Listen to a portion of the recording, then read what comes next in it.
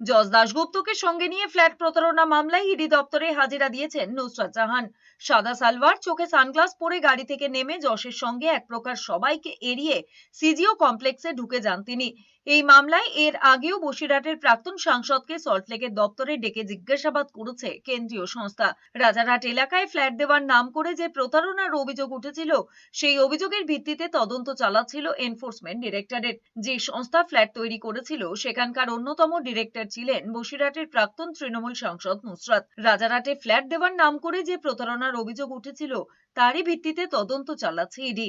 যে সংস্থা ফ্ল্যাট তৈরি করেছিল সেখানকার অন্যতম ডিরেক্টর ছিলেন অভিনেত্রী নুসরাত। ইডি সূত্রে খবর, গত কয়েক মাস ধরে তদন্ত করে সংশ্লিষ্ট মামলায় বেশ কিছু নতুন তথ্য হাতে এসেছে এদের।